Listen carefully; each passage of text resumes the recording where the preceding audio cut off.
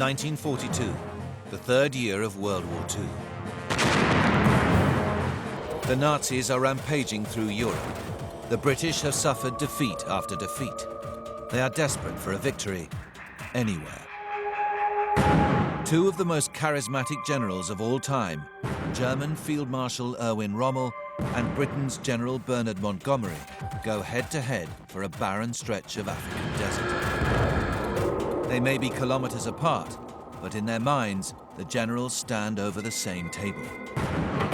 Two modern generals, experienced in desert warfare, will get inside their heads to analyze Rommel and Montgomery's tactics, while a team of military experts will compare their equipment and their firepower to reveal just how the Battle of El Alamein was won.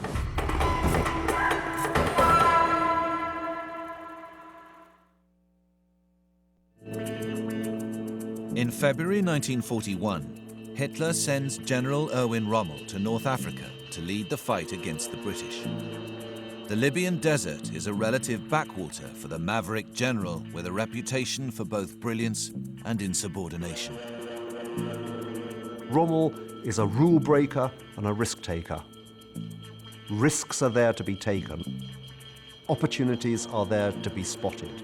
If something's a threat, it's also an opportunity. Lieutenant General Sir John Kisley is a top-ranking British general who has himself commanded tanks in desert warfare.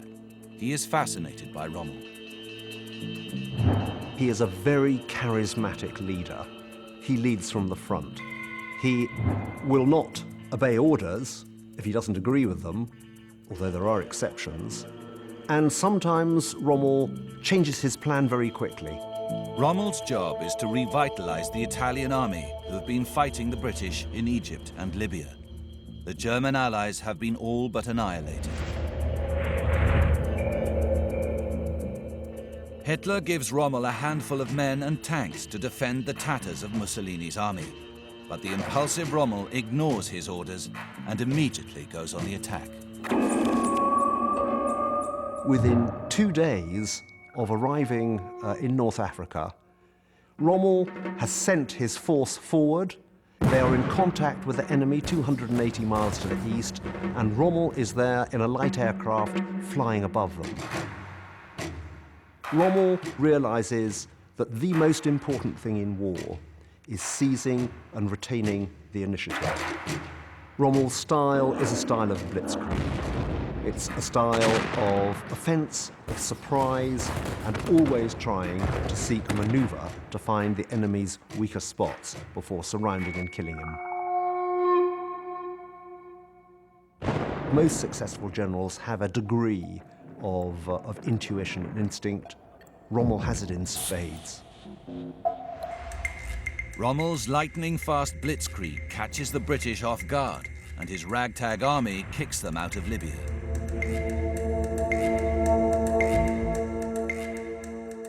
Rommel's talent for daring raids began in World War I, earning him an Iron Cross for bravery. He went on to head Hitler's personal bodyguard, gaining the Führer's trust. Apart from the military, Rommel's only love is his young son and his wife, Lucy.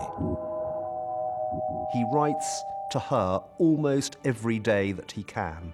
And these letters show Rommel as being, above all, somebody for whom his wife is the most important person in the world. And he shares with his wife his most intimate observations of the battle and the campaign.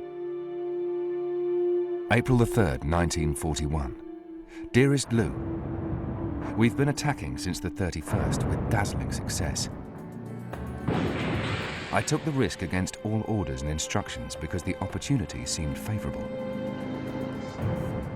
The British are falling over each other to get away. Our casualties small, booty can't yet be estimated. You will understand that I can't sleep for happiness. The booty for Rommel lies in the east. He wants to force his way through Egypt, cross the Suez Canal, and grab control of the oil fields beyond. In the air, the British have the edge, so Rommel needs to beat them on the ground. He finds inspiration in a gun designed to shoot down aircraft, as former tank commander Crispin Swain reveals. This is the 88mm flat gun. It's an anti-aircraft gun because of its high rate of fire and its high muzzle velocity. Rommel realized by lowering the trajectory on this gun, he could take out targets on the ground with incredible accuracy at over 2,000 meters. So you could shoot not just aircraft, but also tanks. So now the Germans had a tank killer that could fire faster, more accurately, and further than anything they'd had before. Now, what did the British have to match it?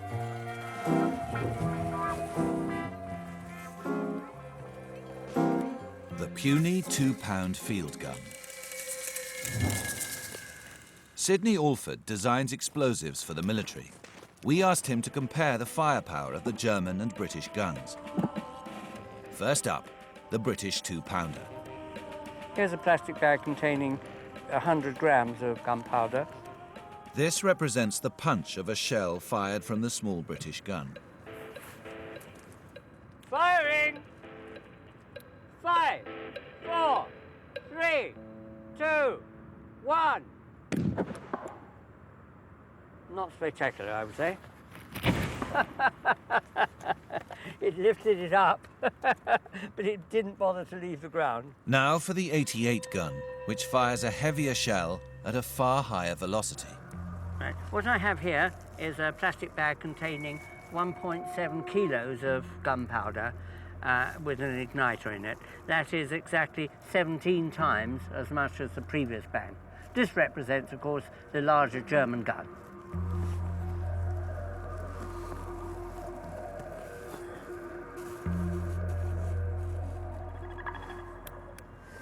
Firing! 20 feet. I like that. A hell of a lot more oomph in this one. Wherever the 88 appears, it dominates the battlefield, the undisputed queen of the desert. Using these powerful guns, Rommel improvises new tactics to fight the British.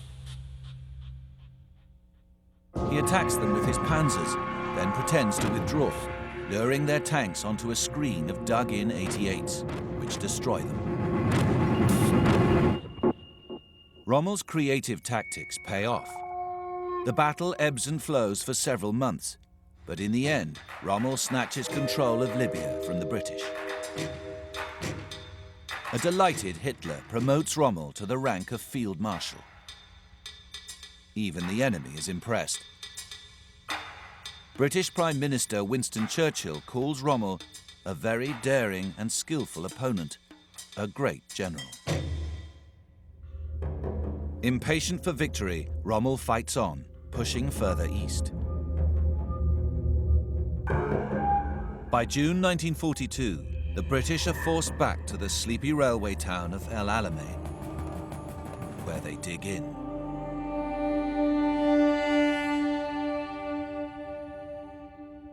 Stunned by the speed of Rommel's advances, Winston Churchill flies out to the desert himself. He decides the British 8th Army needs a new man in charge. In 18 months in Africa, Rommel has got through 3 British commanders and raced 1,200 kilometers across the desert.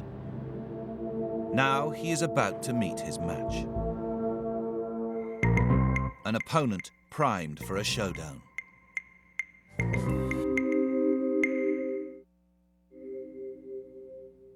In August 1942, British General Bernard Montgomery arrives in Africa full of fighting spirit, or what he calls binge. He will need it.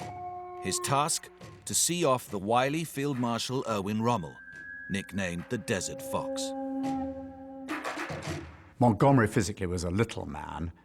He was a prickly man, and I think you could almost say a slight misfit in some respects. He was one of these people who infuriatingly probably always knew the answer. And he was the sort of person, if you got him into an argument, he would be like a terrier. He would go at it until he'd made his point and made certain he'd won his point. Major General Patrick Cordingley commanded British tanks in the First Gulf War. Montgomery is one of his childhood heroes. I can remember him coming to my school on prize-giving day, and at the end of his talk, he said, "I'm now going to present a book to your library." He said, "This is a good book. I wrote it." Like Rommel, Montgomery is a career soldier. His forte is not feats of daring-do, but planning and training. His one distraction from work is his wife. He too is a devoted husband. But she dies suddenly, leaving him heartbroken, as his memoirs recall. I was utterly defeated. My soul cried out in anguish. I seemed to be surrounded by utter darkness. All the spirit was knocked out of me. He's left with a son who he doesn't spend too much time on because he's so determined that his chosen career, he's going to reach the top of it. He's that sort of person. Montgomery is not well known when he is picked to lead the British at El Alamein. He is confident he's up to the job, but Churchill is less sure. You suddenly get this extraordinary incident when he's picked out against Churchill's wishes. Churchill didn't really think that he was the man. Picked out and put in command of the 8th Army, and he knew himself that he could do this.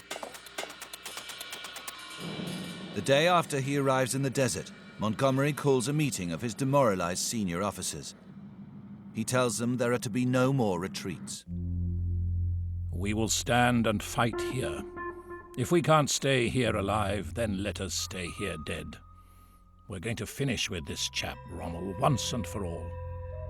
There's going to be no discussion of my orders. No whinging, I think, was the great term that he used. We're going to do what I say, and that's it. If you don't like it, you can step down. And morale, as a result, went up. Montgomery knows morale is crucial. His men rate Rommel above their own, less dashing leaders.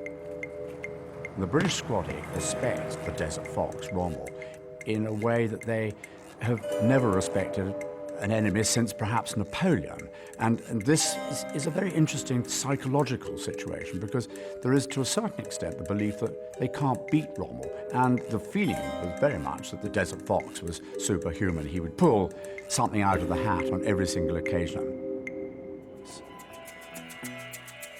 Montgomery deliberately adopts an ordinary tankman's beret. The soldiers under him loved his beret with his general's badge alongside the Royal Tank Regiment badge. And everybody knew that this was Montgomery. He's creating a celebrity status and a myth, if you like. That was just inspired. And of course, the myth grows up. Here is the man, here's the boss who's going to beat Rommel. The soldiers who fought for him were Monty's men, and the confidence grew within the 8th Army. Montgomery studies his enemy's tactics. Surprisingly, he finds the impulsive Rommel is becoming predictable.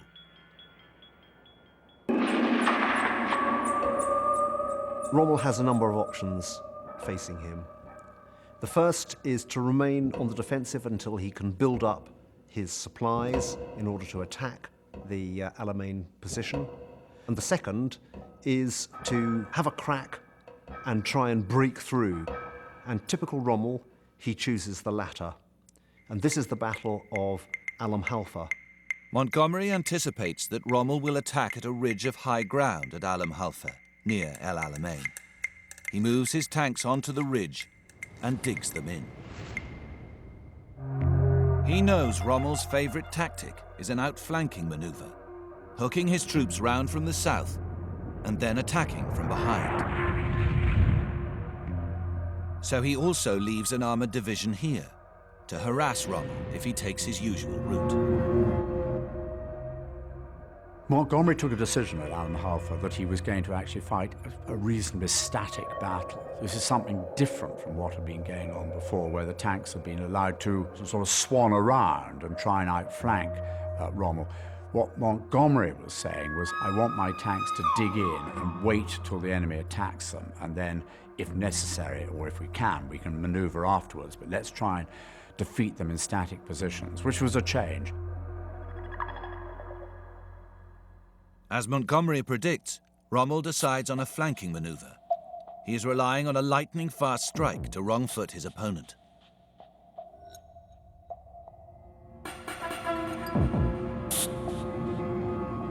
Rommel's attack starts badly. His panzers are hit from the air and by Montgomery's tanks.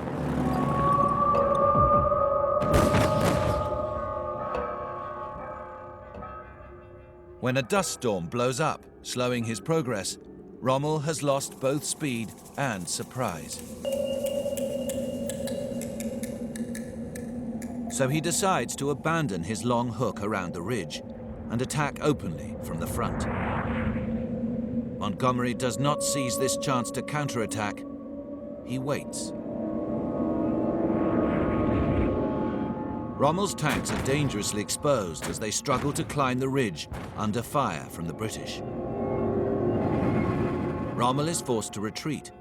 The swine isn't attacking, he complains. Rommel starts to get to know the Montgomery style of command. He has a pretty low opinion of Montgomery, very cautious, he says of him. And there are numerous opportunities during the Alam Halfa battle where Rommel makes terrible mistakes and wonders whether Montgomery will spot these opportunities to make a counter-thrust, and Montgomery never does. But Churchill wants Montgomery to hit back at once. Churchill was under a lot of pressure at home, questions being asked about his leadership. He wanted a victory in the Western Desert and was very keen that this attack around El Alamein should go ahead as quickly as possible. Now, under that sort of political pressure, it must have been very difficult not to give in, but Montgomery was determined that the Eighth Army was not ready, and he was not going to attack until it was ready. Montgomery introduces a rigorous training program for his men. Fighting fit and fit to fight. His men are getting fit to fight, but Rommel's German and Italian forces are dropping like flies.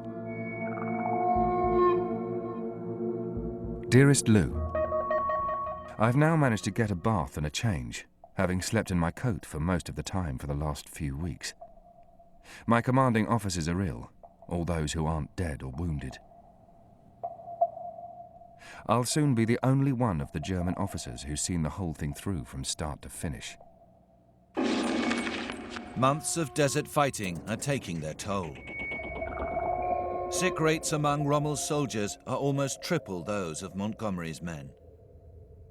What gives the British this huge advantage? Military historian Andy Robertshaw believes it is down to a secret British weapon. The British Army had almost a fetish about ensuring that you followed very, very careful rules of sanitation. Very, very importantly, there are rules about going to the toilet, where you can do it, how you can do it, and how do you clean up afterwards. Ideally, you dig this as deep as you can get it, so you've got waste well down, because it's going to start filling up pretty quickly.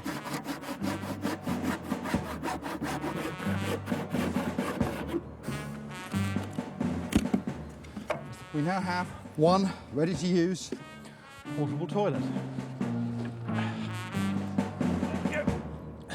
Neatly done, almost ready for use. Tack that on, the flies can't get in. And when you want to use it, you flap it back out of the way. Rommel's soldiers, the Afrika Korps, rely on speed and fast maneuver. They have little time for the niceties of building latrines. The Afrika Korps would go off and indiscriminately poo in the desert and come back. That brings flies, they land on your food, very rapidly you've got dysentery. And once that starts, you don't need enemy action to put hundreds of men out of action. Going to the toilet matters, and it matters a lot to soldiers in a desert environment. The filthy conditions undermine Rommel's army. And even he is not immune. His stomach and liver begin to plague him. His doctors want him to take medical leave, but he refuses. First, he wants to finish off Montgomery once and for all.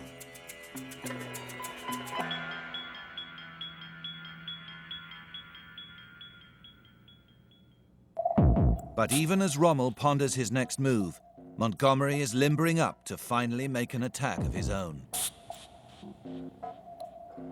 After weeks of training, his troops are at the peak of their fitness. Then the final piece falls into place. He takes delivery of a present from the Americans. This is the Sherman tank, probably the most famous tank of World War II.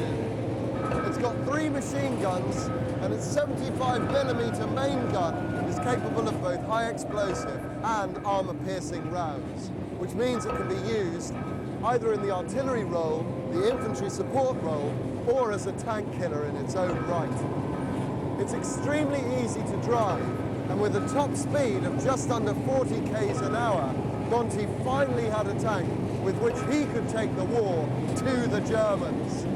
Charge!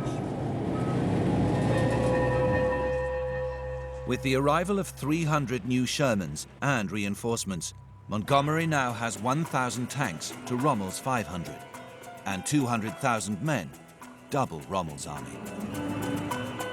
But keeping a huge force fed and watered in a barren desert is a challenge. Montgomery has the great advantage of fighting close to the port that supplies him.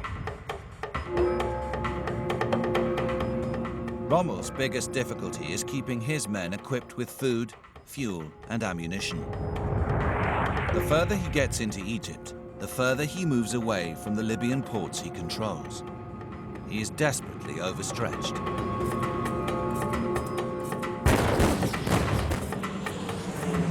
And with British planes bombing his supply ships too, feeding his army is becoming a problem. An army marches on its stomach, but with food in increasingly short supply, Rommel's German and Italian troops are eating a diet with little variety.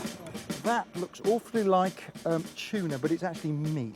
A&M, Alimento Militaire. Mysterious meat product. Absolutely. The Germans had nicknames for it. They called it Alter Man, meaning the old man, and the Italians referred to it as Mussolini's ass. Oh, right. And then with it, we've got hardtack biscuits. They'll never go rotten. They're really pretty durable. Yeah. In fact, the Germans call them cement plates. Okay. Montgomery's men are better fed. This is British ration. This is just tinned steak. This is a nice day for soldiers. That'll do, I There reckon. we go, there's a good... Yeah. Now what's this, Andy? This then is your vegetable portion.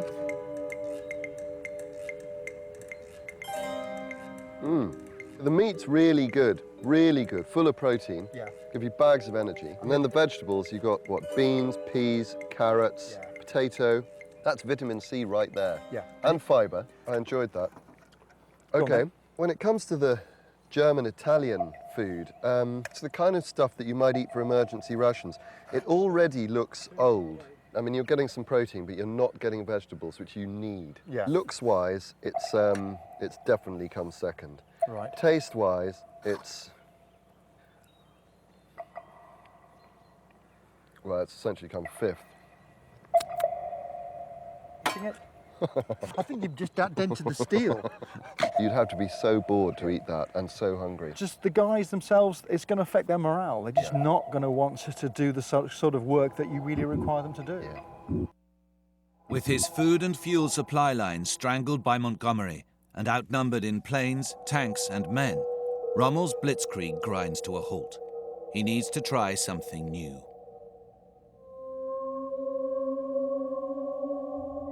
With the odds now against him, Rommel changes tack. He abandons the blitzkrieg attacks he has perfected and digs in for defense. He's going to wait for Montgomery to come to him.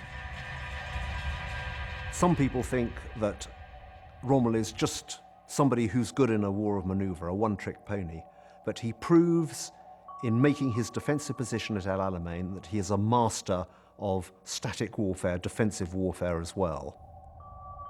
Rommel's defenses contain two formidable minefields, 61 kilometers long and a kilometer apart.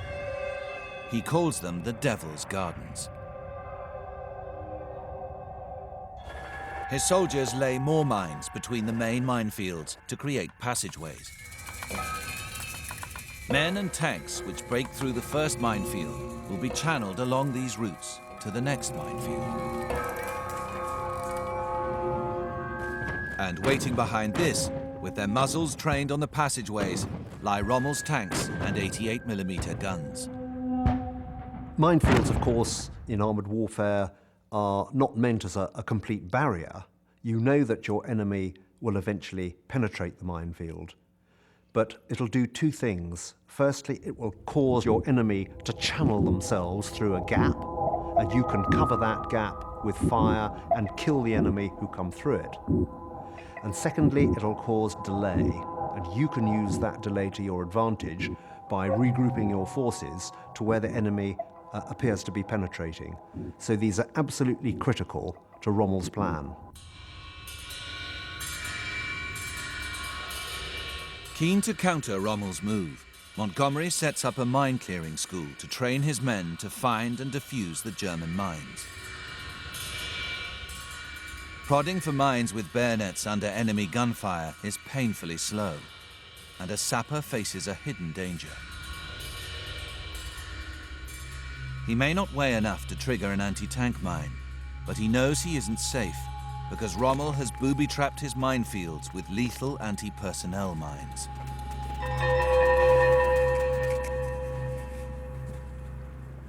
What I have just done is bury a representation of what's called a bounding mine. This is an anti-personnel mine, and it is initiated by somebody, a soldier, stepping on it. Here is one that I haven't buried, and you can see it consists of two containers. A small charge of gunpowder has exploded within a short time of anyone treading on this and compressing it. This mine, this is the bit that does the damage, is blown up to about waist high. This contains high explosive and typically 1 centimeter steel balls. These kill the soldier, and they will kill soldiers up to about 50 meters radius, and they make your eyes water for further out than that. Sidney fixes his tin of ball bearings and gunpowder at the height a bounding mine would explode to test its effect. Firing! 4, 3, 2, 1. The force of the explosion sends the steel balls through our soldier and into the rock beyond, showing the spread of the killing zone.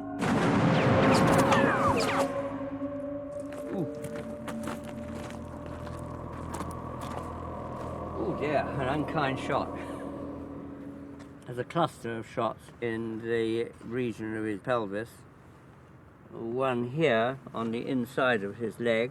It will be a horrific weapon, but most weapons are horrific. His minefields laid, Rommel is ready for round 2 of his duel with Montgomery. But now his decision to ignore his doctor's advice catches up with him. Rommel, by this stage, is a very sick man. He's suffering from low blood pressure and has fainting fits. He's suffering from dysentery and stomach problems. Some days, he's completely confined to bed. The war in the desert has worn him down, physically and mentally. And although he doesn't want to return to Germany, his doctors force him to go back to have proper medical treatment in Germany. While Rommel leaves the battlefield, Montgomery plots his next move. He wants to deceive the Panzer Army Africa into thinking he will attack in the south, while secretly assembling his main army to strike in the north. But how do you hide a large army in a desert where you can see for miles? Montgomery asks this man for help. Maskelyne the Magnificent, master of make-believe, is a star stage magician in pre-war Britain. When the war begins, he joins the Royal Engineers and sets up a group known as the Magic Gang. Their job is to create illusions and confusions on a grand scale. Maskelyne realised that he couldn't make anything in the desert just disappear, but he could make it look like something else. So his task was to make it look like the tank army in the north had vanished. And this is how he did it. First, make a frame. Cover it in Hessian and paint on windows and wheels.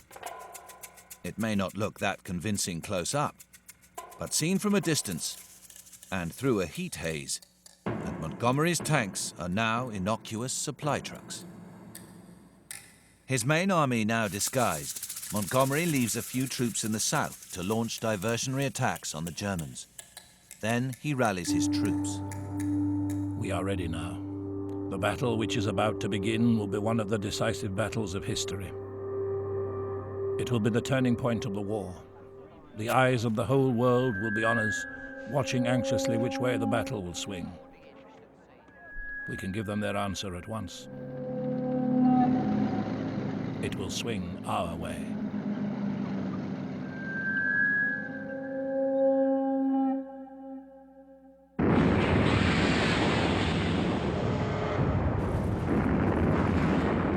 On October 23, 1942, Montgomery takes the German and Italian forces by surprise, launching a massive artillery bombardment. The noise is so loud, the ears of the gunners are said to have bled. You get 1,200 British guns bombarding the Italian and the German positions. At the same time, we're told that Montgomery goes to bed and sleeps, or so he claims. Now, I can assure you that with a barrage of that intensity, it is almost impossible to go to sleep. But nevertheless, that's the myth Montgomery puts out. And it's studied, isn't it? Because what he is saying is, I'm relaxed, I'm ready, I'm rested, and I can take control of this battle. Montgomery's plan is ambitious. He wants to break through Rommel's minefields in a single night. Mine-clearing engineers will lead the way, creating two narrow paths, just 7 meters wide, for the tanks to follow. It is called Operation Lightfoot because the men will have to walk lightly, not to trigger Rommel's bounding mines. Once they break through, Montgomery's men will attack Rommel's infantry and provoke a showdown with the Panzer Division.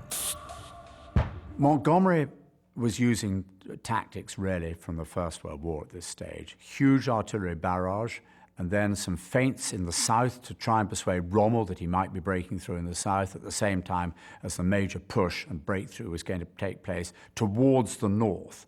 And what he was hoping to do by causing Rommel confusion with the barrage and the feints was to persuade Rommel to not reinforce any particular area, so he had the opportunity of breaking through in his chosen place in 24 hours. Nearly 5,000 men of the Highland battalions lead the infantry advance across the minefields. Each company is played into battle by a piper, among them 19-year-old Duncan McIntyre. The men have orders not to stop for the dead and wounded. Duncan is among those to fall. His body is later recovered with his fingers still on the chanter of his pipes.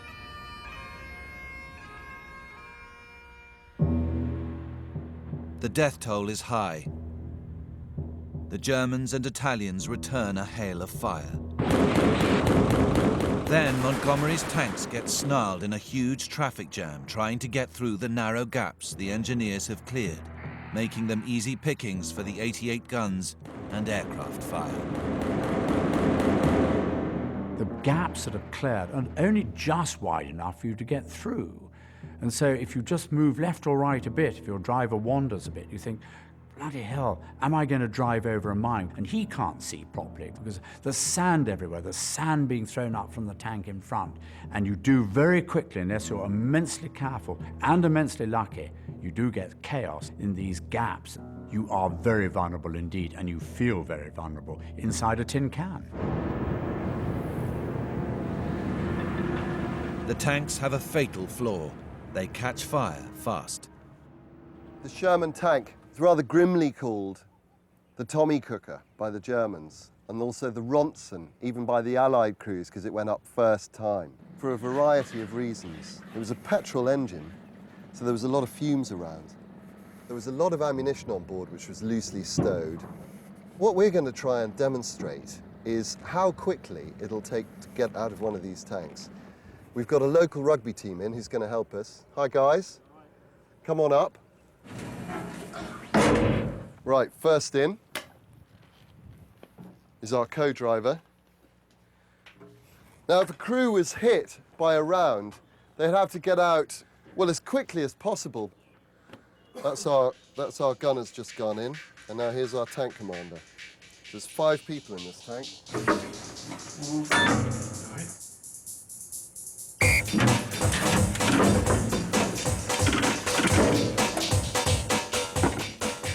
Five seconds, the commander makes it out.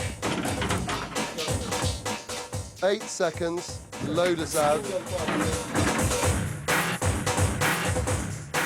And the gunner. Now here comes the co-driver. So there's machine gun fire coming onto the tank all the time, guys. 20 seconds. And the driver's coming out now. He's the last one of the crew of 5.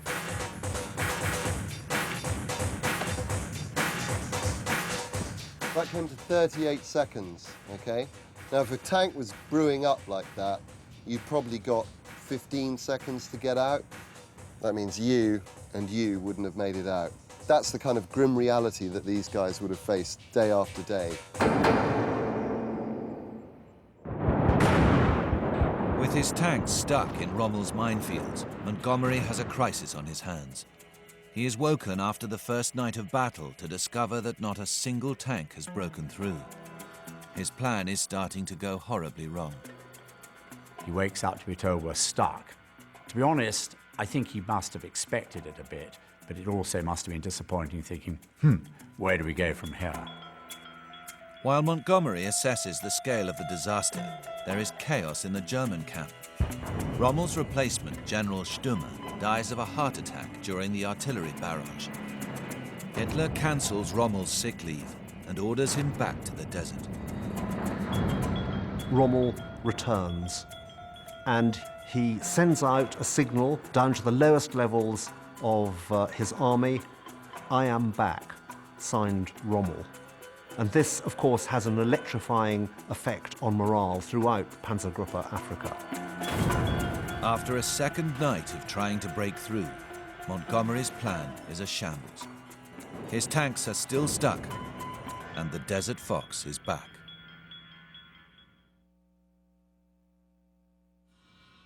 Things are looking up for the Germans, but on the other side of the table, Montgomery's battle plan is in tatters.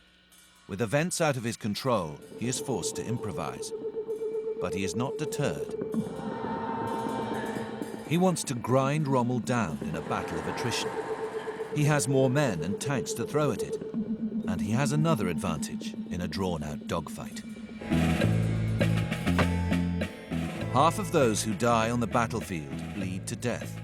Speedy treatment is vital, as Surgeon Professor Harold Ellis explains. Well, this contains 5 litres of fluid, the blood volume of a healthy young soldier. If he's wounded, he can lose half a litre without really noticing it. By the time 2 litres come out, we're now starting to get into the really serious danger zone. Unless something's done quickly, he's going to bleed to death. Most battlefield casualties die within 30 minutes, but the German blood transfusion system is slow and cumbersome. The operator would put a needle into the donor's vein, connect this via a syringe into a needle into the recipient's vein, and then the operator would suck blood out of the donor, turn the tap round, squeeze it into the recipient, turn the tap round. Very time-consuming, and of course it required donors pulling chaps out of the line instead of shooting the British. The British have a different approach. They don't need live donors because they drive bottles of blood up to the front line. You could put the needle into the recipient, hold up the bottle or hang it onto a tree or whatever, and let the blood run through.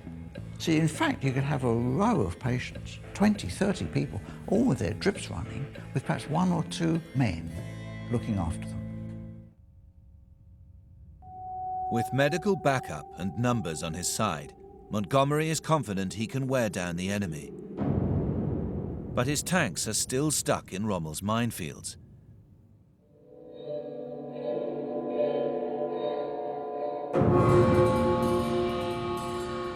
So he pulls them out and launches a new attack on Rommel near the coast with his Australian troops and an armoured division. This is a crisis situation for Rommel because supplies are now down to only 3 days, particularly of fuel. Now Rommel has a dilemma. Most of his tanks are in the south. If he moves them up north to the coast, they won't have enough petrol to go back if Montgomery launches another attack inland. His instinct tells him the main point of the attack is in the north, and he orders his reserve to move north. Undoubtedly, this is a brave decision. Montgomery's Australian troops fight like dogs near the coast under repeated attack from Rommel's men. Among them is Private Percival Gratwick, a gold prospector from Western Australia. When his platoon commander, lieutenant and sergeant are killed, he takes charge. He storms an enemy strongpoint by hurling in 2 grenades, then climbs into the wreckage to kill the survivors. He dies trying to charge a second outpost single-handed.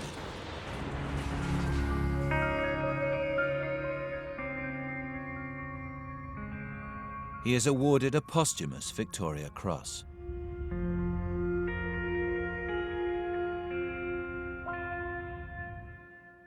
It's precisely this kind of raw courage that Montgomery hopes will win the Battle of El Alamein.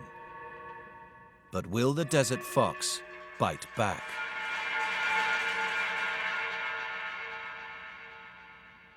Montgomery is confident that his plan is now back on track and that his battle of attrition is grinding Rommel down.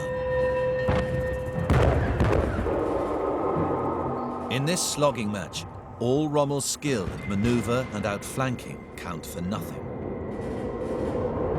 It's size that matters, and Montgomery's army outnumbers Rommel's 2-1.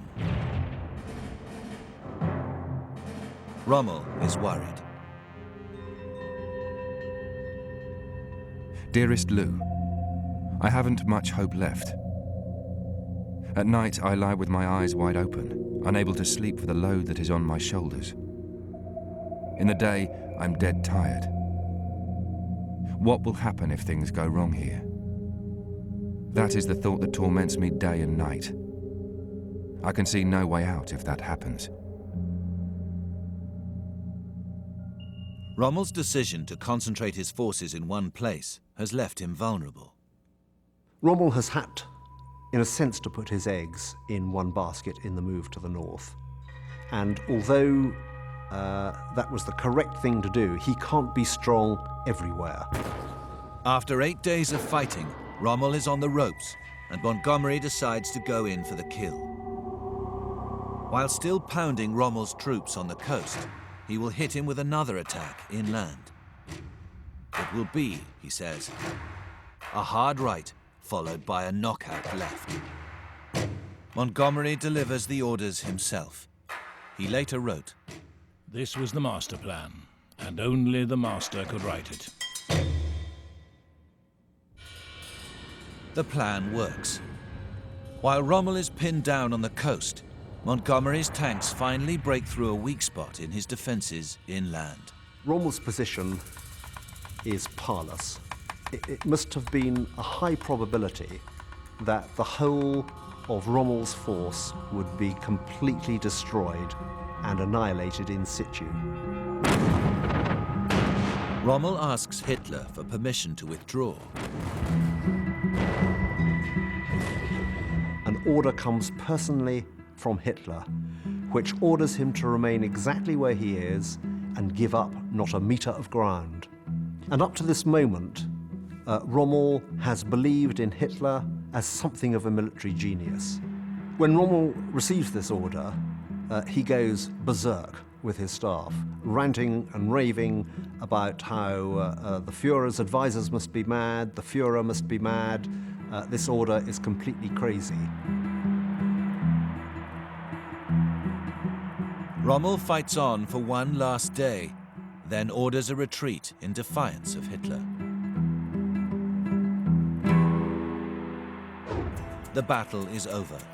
Rommel has just 12 tanks left out of 500. 30,000 of his soldiers, a third of his army, are captured by Montgomery.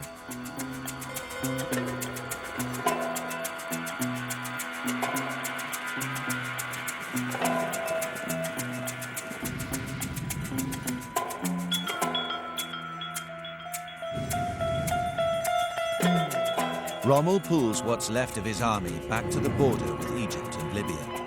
There he learns that General Patton has landed with Allied troops in Morocco and Algeria. He is trapped. Montgomery has delivered the first resounding British victory of the war. Egypt and the oil fields of the Middle East are safe. British pride is restored. A jubilant Churchill orders church bells to be rung throughout Britain for the first time since the war began 3 years earlier. Churchill, of course, was just over the moon about the whole business and the breaking out of celebrations in this country. Let's ring the church bells. It just was such a moment of exuberance, if you like. We can do this, and Churchill had been saying all along we can beat the Boche. And now here we have, and we're not going to stop now until we've completely defeated him. What a moment in history. Montgomery was knighted after El Alamein. He later became the Deputy Supreme Commander of NATO forces in Europe. He lived to be 88.